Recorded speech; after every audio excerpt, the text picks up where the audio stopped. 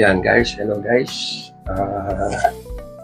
Marami nagre-request at i-separate ko raw yung video ko regarding dun sa simultaneous recording ng S24 Ultra ko at saka nitong Poco F4 ko regarding this K9 wireless microphone, no? At ang transmitter niya, yan, naka-on siya, no? Continuous green.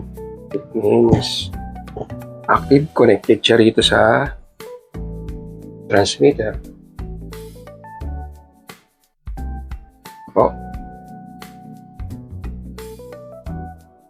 And naka-on yung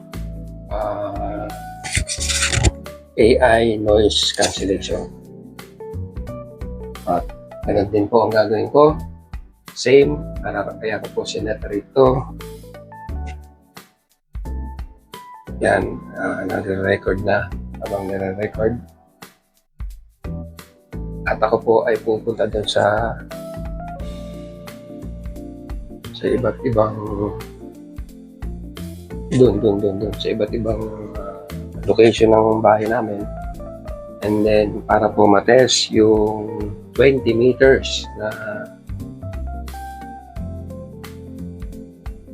yan, 20 meters na reception or range nitong K9 wireless microphone. Ito po, pupunta na po ako habang nag-record po itong S24 Ultra ko at nakatutok dun sa Bravia 3 Smart TV namin, Sony. Ako po ay pupunta na po unang-una po dito po sa aming kitchen. Yan po yung rep namin. Hello, mic test. Alam ko po na nadidinig niyo po kasi tested na po to. Second time ko na po itong gagawin. At talagang, sure, ito namang bahay ko is 10 meters lang, no? Length.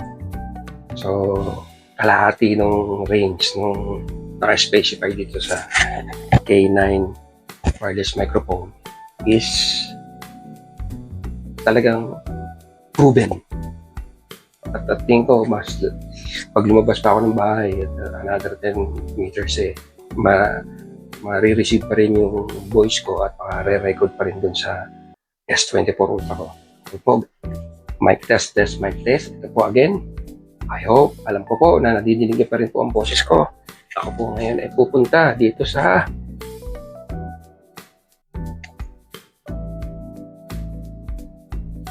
yung pinakaloob-looban ng aming bahay. At ito po yung maliit na kwarto dito sa aming bahay. Ito po ay exactly 9 to 10 meters na po to. Yan po. Alam ko po na nadedetect pa po ng transmitter dun sa S24 Ultra ko itong microphone, K9 wireless microphone na to. Mic test. Loud and clear, alam ko po. Nadidinig niyo po. Ako po ay babalik na po dun sa sala namin.